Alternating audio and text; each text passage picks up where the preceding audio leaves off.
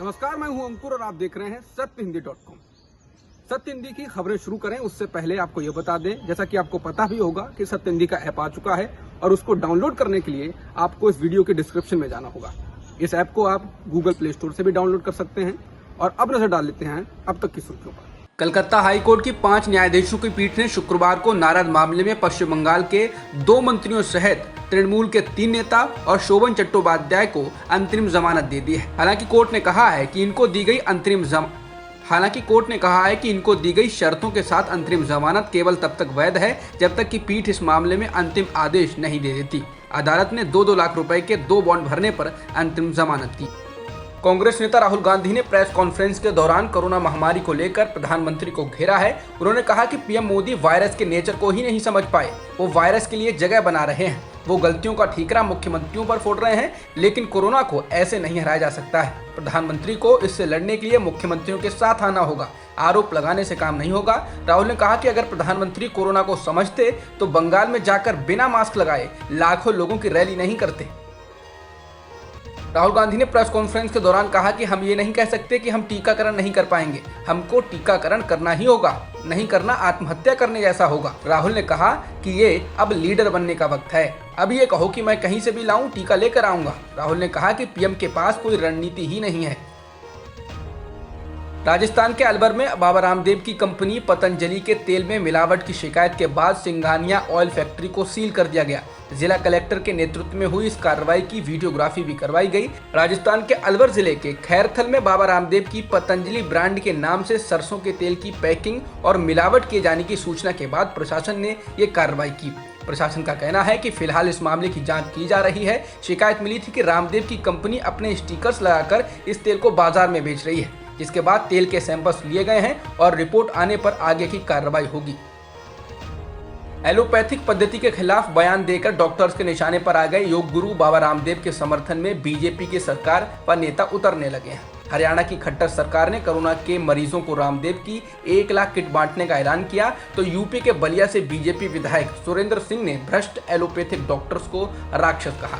BJP विधायक सुरेंद्र सिंह गुरुवार को अपने इलाके में पत्रकारों से बात कर रहे थे। इस दौरान उन्होंने कहा कि रामदेव का तर्क बिल्कुल सही है और हमें आयुर्वेद की पद्धति को स्वीकार करना चाहिए और इससे भारत स्वस्थ और समर्थ बनेगा। विधायक ने कहा कि मैं ये नहीं कहता कि एलोपैथ खराब है या उसमें काम नहीं है, लेकिन एलोपैथ के क्षेत्र में जांच चिकित्सकों ने राक्षस का रूप ले लिया है। एलोपैथ और डॉक्टरों को लेकर बाबा रामदेव लगातार विवादित बयान दे चुके हैं। अब दैनिक भास्कर को दिए एक साक्षात्कार में जब रामदेव से सवाल किया गया कि क्या इन डॉक्टरों ने लाखों लोगों का इलाज नहीं किया, इस पर रामदेव ने कहा, यह दुनिया का सबसे बड़ा झूठ है। सिर्फ इन्हीं डॉक्टरों ने इलाज किया तो हम क्या भंडारा खाने आए। इसके साथ ही कुंभ के जरिए कोरोना का प्रसार होने के सवाल पर रामदेव ने कहा, यह महाझूठ है, इसमें हिंदू विरोधी, भारत विरोधी लॉबी और सोशल मीडिया की एक जमात शामिल है जिनको इंटरनेशनल फंडिंग आती है।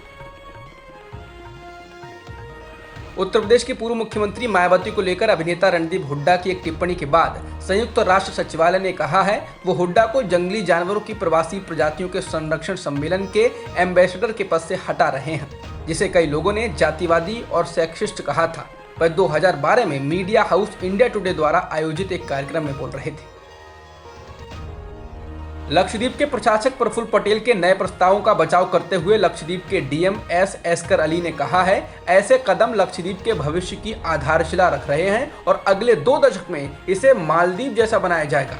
डीएम एस एस्कर अली ने कहा कि कुछ लोग अपने फायदे के लिए और वे लोग जो अवैध व्यापार में शामिल हैं, वे पटेल के खिलाफ एजेंडा चला रहे हैं। उन्होंने कहा कि शराब का लाइसेंस सिर्फ पर्यटन से जुड़े कुछ लोगों को दिया गया है और ये सिर्फ पर्यटकों के लिए ही है। बता दें, प्रफुल्ल पटेल द्वारा लाए जा रहे नए नियमों के तहत 98% मुस्लिम आबादी वाले लक्षद्वीप में बीफ बैन किया जा रहा है। जहां शराब प्रतिबंधित थी वहां प्रतिबंध हटाया जा रहा है। पंचायत चुनाव को लेकर आए नए नियमों के अनुसार 2 से अधिक बच्चों वाले व्यक्ति चुनाव लड़ने के लिए अयोग्य हो जाएंगे। इसके अलावा अपराध बेहद कम होने के बाद भी गुंडा एक्ट लगाने जैसे नियम शामिल हैं, जिसके बाद इन नियमों को लेकर बीजेपी में भी 2 फाड़ हो चुकी है। डोमिनिका की अदालत ने भगोड़े कारोबारी मेहुल चोकसी के देश प्रत्यावर्तन पर रोक लगा दी है। मेहुल चोकसी हाल ही में एंटीगुआ और बारबुडा से भागने के बाद यहां गिरफ्तार किया गया था। डोमिनिका की अदालत ने शुक्रवार को मेहुल चोकसी को डोमिनिका की जमीन से अगले आदेश तक बाहर ले जाने पर रोक लगाने का आदेश दिया और साथ ही चोकसी को उसकी कानूनी टीम तक पहुंच भी प्रदान की। अब इस मामले में कोर्ट अगली सुनवाई 28 मई को करेगा। नारकोटिक्स कंट्रोल ब्यूरो यानी एनसीबी ने शुक्रवार को सुशांत सिंह राजपूत के फ्लैटमेट सिद्धार्थ पिठानी को बॉलीवुड अभिनेता की मौत से जुड़े ड्रग्स मामले में हैदराबाद से गिरफ्तार कर लिया है। पीटीआई ने एक अधिकारी के हवाले से कहा है कि अभिनेता की मौत के बाद सामने आए ड्रग मामले में पिठानी की कथित भूमिका एनसीबी की जांच के दौरान सामने आई है और इसलिए उन्हें गिरफ्तार कर लिया गया है। भारत में पिछले एक दिन में 1,86,000 से अधिक कोरोना संक्रमण के मामले दर्ज किए गए हैं, जो कि पिछले 44 दिनों में एक दिन में आए सबसे कम मामले हैं। इसके अलावा इस दौरान 3,660 लोगों की मौत भी हुई है। फिलहाल सक्रिय मामले यानी कि जिन लोगों का अभी इलाज चल रहा है वो 23,43,000 से अधिक हैं और मृतकों की संख्या 3,18,000 से ज्यादा हो चुकी है। जिस प्रकार से सरकारी आंकड़े आ रहे हैं उससे पता चलता है कि देश में आ रहे कुल कोरोना संक्रमण मामलों के करीब 50% मामलों के लिए दक्षिण भारत के 4 राज्य तमिलनाडु, कर्नाटक, आंध्र प्रदेश और केरल ही जिम्मेदार है। इन चारों राज्यों के रोजाना रहे कुल मामलों का औसत 1,07,000 के आसपास है और देश में आजकल कुल 2 लाख के करीब मामले आ रहे हैं। मतलब अगर इन राज्यों में हालात ठीक होते हैं तो मामले बड़ी संख्या में कम होंगे। हालांकि विशेषज्ञों का कहना है कि बाकी राज्यों की तुलना में अधिक टेस्टिंग करने की वजह से भी यहां मामले अधिक दर्ज हो रहे हैं।